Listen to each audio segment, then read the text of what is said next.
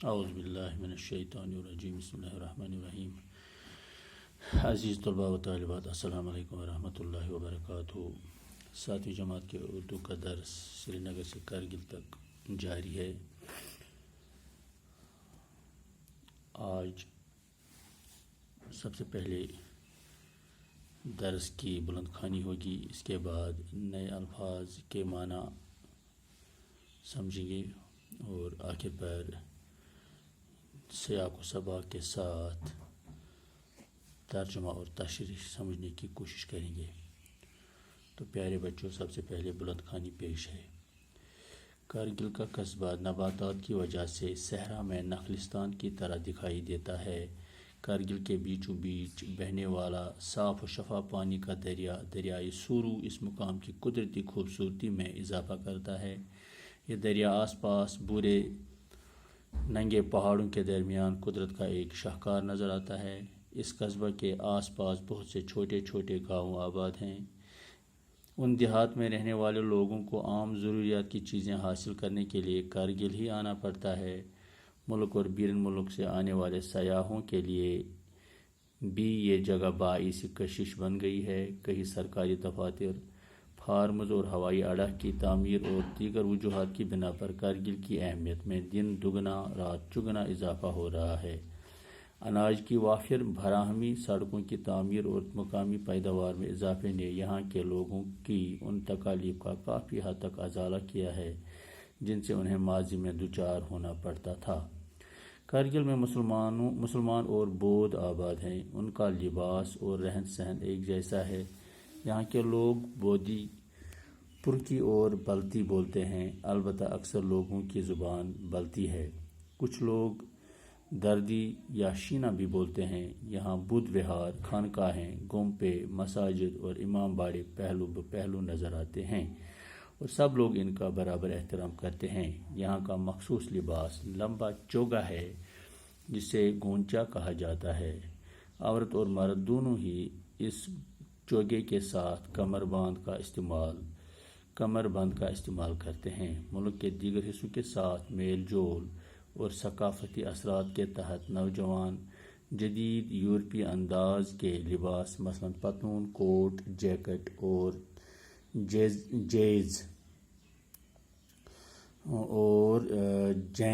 Jeans پہنتے ہیں۔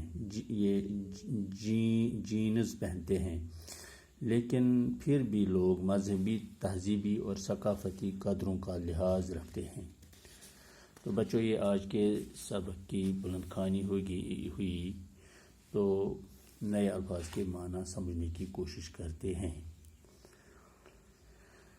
نخلستان کے معنی ہے صحرا میں وہ جگہ جہاں درخت اگے ہوں، یا یوں بھی ہم کہیں گے کھجور کے باغ۔ نخلستان کھجور کے باغوں کو بھی کہتے ہیں۔ اضافہ کے معنی ہے زیادتی، باعث کشش ہو گئی اٹریکشن، کشش کی وجہ۔ وافر کے معنی ہیں کافی تعداد میں، اس طرح سے پس ماندہ ہو گیا، پچھڑا ہوا، پیچھے رہ جانے والا، غریب۔ شاہکار ہو گیا کہ قدرت کا کرشمہ، شاہکار۔ سیاح ہو گئے سیلانی۔ دن دگنا رات چگنا ہونا کے معنی ہے بہت ترقی ہونا۔ پیداوار کے معنی ہے پروڈکشن۔ تکلیف کی جمع ہے، ہو گیا مصیبت۔ ازالہ کے معنی ہے حل۔ دوچار ہونا کے معنی ہیں پھنس جانا، پریشان ہونا۔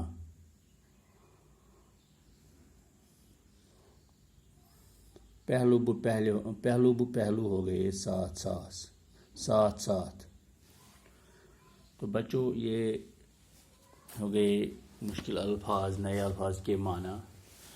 تو اب ہم آگے یہ سمجھنے کی کوشش کریں کہ آج کے سبق کو کرگل کا قصبہ جو ہے نباتات کہتے ہیں پیڑ پودوں کو. پیڑ پودوں کی وجہ سے وہ نخلستان کی جو اہمیت ہے صحرا میں، صحرا ہو گیا ریت کا میدان، ریت کے میدان میں دور کبھی کہیں پر وہ چھوٹے چھوٹے سپرنگس، گاس کے دبے، یا کہیں کہیں وہ کھجور کے باغ نظر آتے ہیں، تو جن کو ہم انگریزی میں اوسس کہتے ہیں اور ان کو اردو میں نخلستان کہتے ہیں. تو کرگل کی یہی اہمیت ہے، یعنی کہ بڑا چٹیل میدان ہے اور آس پاس کوئی پیڑ پودے نظر نہیں آتے ہیں.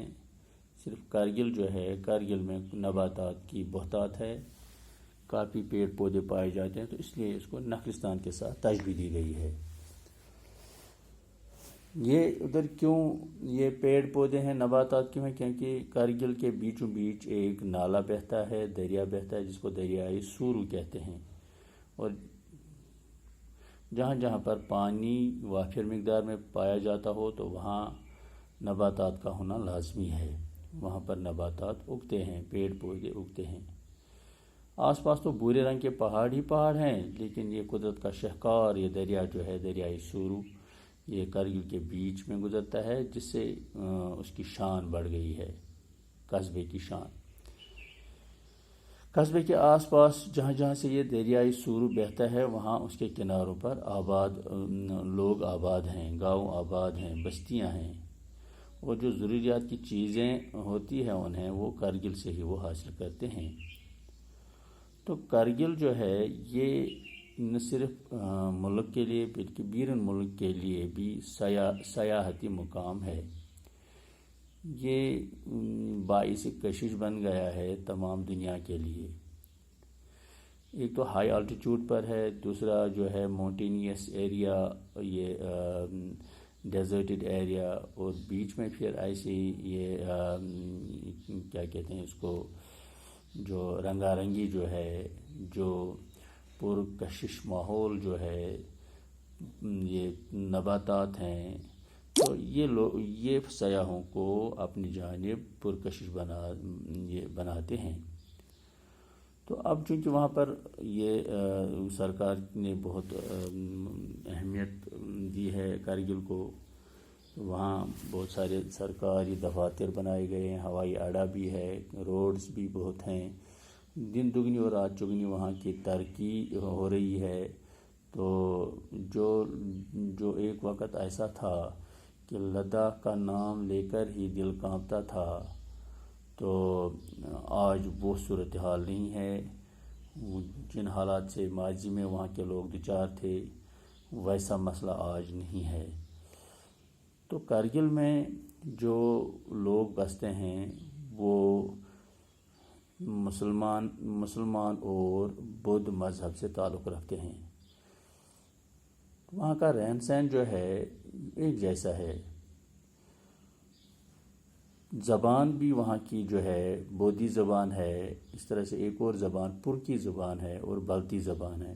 اکثر لوگ مسلمان ہو غیر مسلم ہوں، سبھی یہ زبانیں بولتے ہیں. کچھ لوگ وہاں دردی بھی ایک زبان ہے، یا شینا، وہ بھی بولتے ہیں.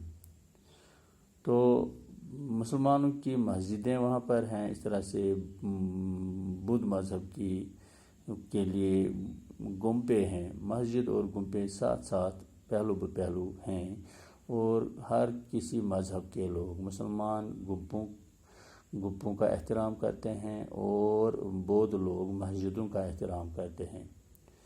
اور یہاں لباس بھی لگ بھگ ایک جیسا ہے، ایک جیسا لباس سبھی پہنتے ہیں. چوگے پہنتے ہیں جو بہت لمبے کرتے ہوتے ہیں، اور کمر بند یہ ہوتا ہے، وہ مرد بھی پہنتے ہیں اور عورتیں بھی پہنتے ہیں.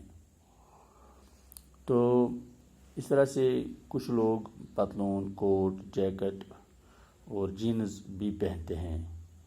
تو مذہبی اور تہذیبی اور ثقافتی قدریں جو ہیں، ان کا بلا لحاظ و ملت و مذہب سبھی لوگ پالن کرتے ہیں۔ تو بچوں، یہ تھے کارگل کے بارے میں جو ہماری کہانی تھی، یہ آج مکمل ہو گئی۔ کل ہم اس کے درسی سوالات شروع کریں گے۔